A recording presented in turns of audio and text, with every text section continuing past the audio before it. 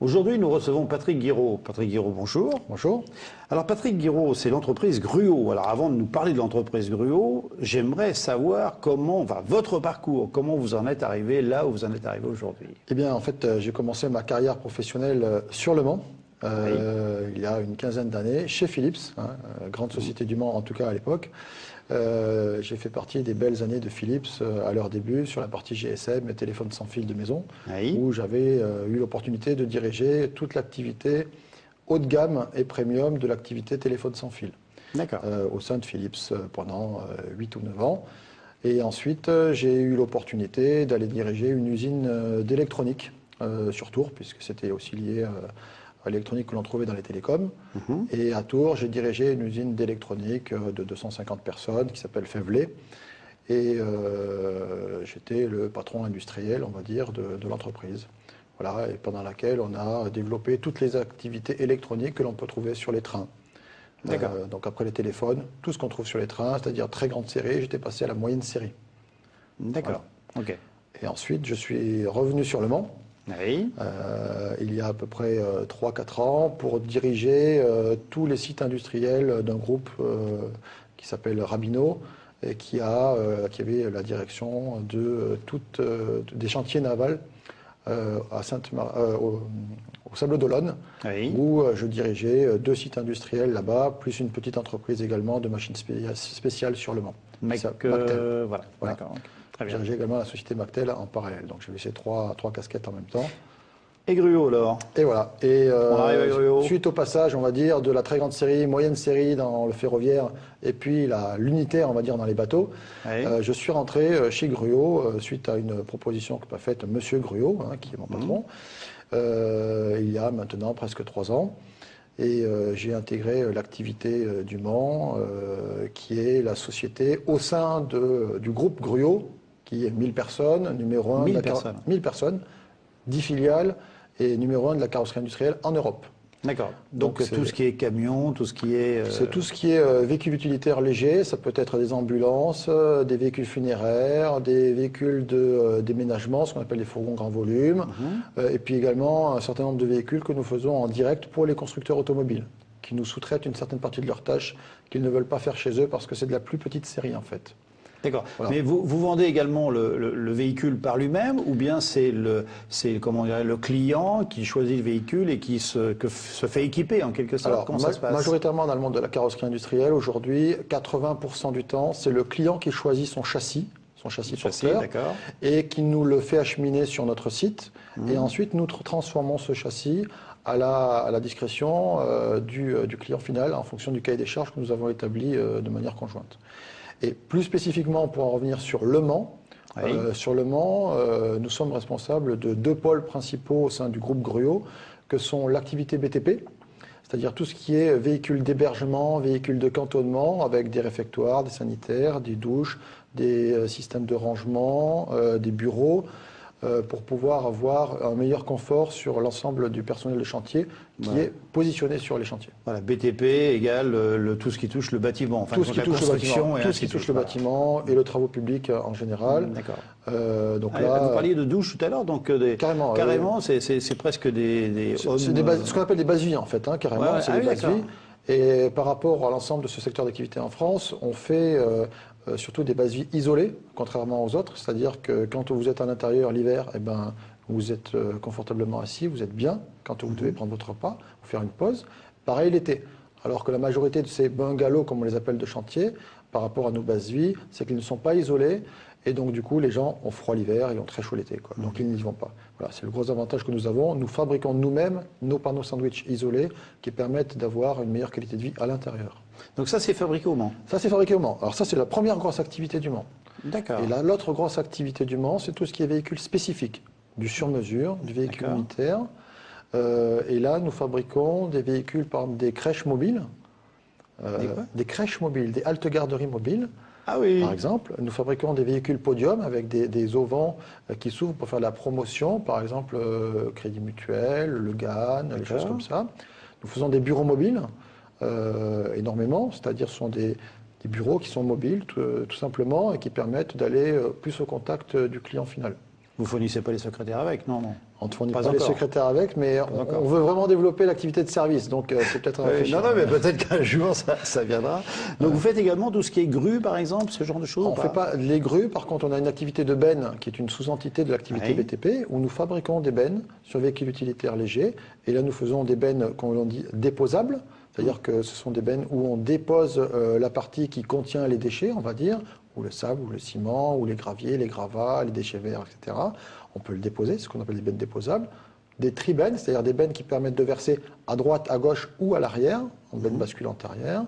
Et on peut également monter, donc ça je fais le parallèle, avec des petites grues qu'on est capable de monter directement sur la benne. Et alors tout l'assemblage de tout ça, parce que vous parliez des panneaux tout à l'heure, tout l'assemblage de tout ça se fait au Mans ou ailleurs? Ça se fait au Mans. En fait, nous avons l'avantage, contrairement à un certain nombre de sociétés dans la carrosserie aujourd'hui en France, d'être complètement intégrés. C'est-à-dire que nous fabriquons nos panneaux sandwich isolés, avec de la mousse à l'intérieur isolante. Nous fabriquons nos meubles. Nous fabriquons tout ce qui est métallerie, chaudronnerie, et nous avons également notamment 2 cabines de peinture dernier cri que nous avons installées il y a un peu moins d'1 an maintenant sur le site, qui nous permettent même de travailler en sous-traitance éventuellement avec d'autres carrossiers ou d'autres personnes qui ont besoin de faire de la peinture sur carrosserie, soit polyester, soit carrosserie métal.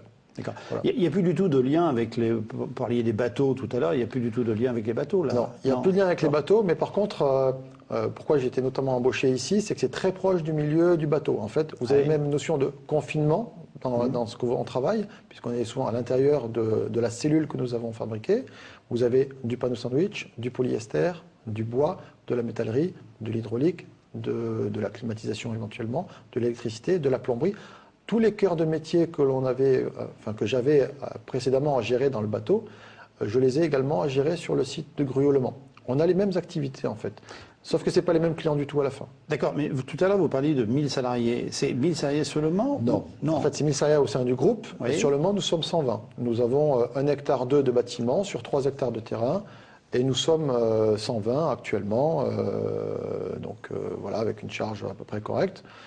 Sachant que nous avons également toute une démarche d'études et puis de fabrication de véhicules en proximité, donc notamment sur la Sarthe, où nous avons quand même un chiffre d'affaires conséquent avec l'ensemble des industriels ou des personnes qui font du service en Sarthe. Ça peut être les aides à domicile, ça peut être les gens qui font des traiteurs, ça peut être des bouchers, des charcutiers, parce qu'on fait des véhicules isothermes également, avec la marque Isberg du groupe Gruau. Ah oui, d'accord. Ah oui, c'est vous, ça Isberg, aussi. c'est nous, en fait. D'accord, okay. Et Isberg, aujourd'hui, c'est Laval qui nous fournit des pré-montages, on va dire. Mais initialement, le véritable Isberg, c'était Le Mans. Très bien. Alors, c'était une activité qui a été transférée il y a une dizaine d'années.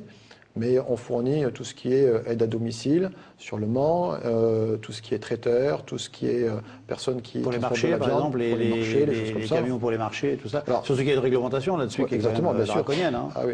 Nous fabriquons par exemple tous les véhicules de marché, une majorité des véhicules de marché qui sont en France, effectivement, pour proposer alors, soit des boulangers, soit des poissonniers, soit des charcutiers, des bouchers, etc. Et une autre grosse activité qu'on développe en Sarthe aujourd'hui, c'est tout ce qui est rénovation et réparation. Tout ce qui est rénovation, notamment polyester, puisque la compétence existe chez nous depuis une quinzaine d'années, donc on est en train de développer cette activité. Réparation, rénovation, dès qu'il y a un accident sur une cellule qui est à base de panneaux sandwich, on va dire, on est capable de tout réparer, sans problème. Et puis, c'est notre cœur de métier, donc en plus, on a des prix compétitifs, bien évidemment.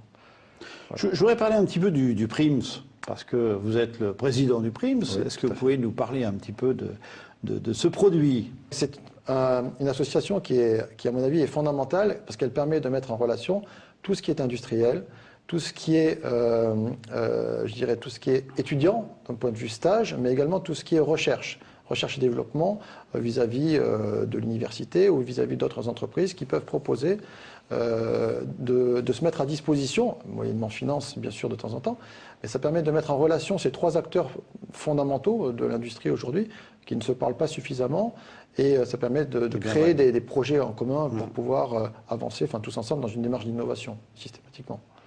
Voilà. Bien, écoutez, Patrick Guiraud, un grand merci, parce qu'en fin de compte, on a découvert à travers cette émission votre entreprise. C'est vrai qu'on voit à l'arrière des camions souvent marqué Gruau. Je ne savais pas qu'Isberg, vous voyez, c'était aussi une filiale chez vous. Et c'est vrai que maintenant, quand on verra ça, on dira, ah bah si, je connais le monsieur, je connais le patron, c'est formidable quand même, hein, ça c'est impressionnant. Bien, écoutez, un grand merci. Je vais recevoir très rapidement maintenant Angélique Barré pour continuer de nous parler un peu du Prims. Voilà.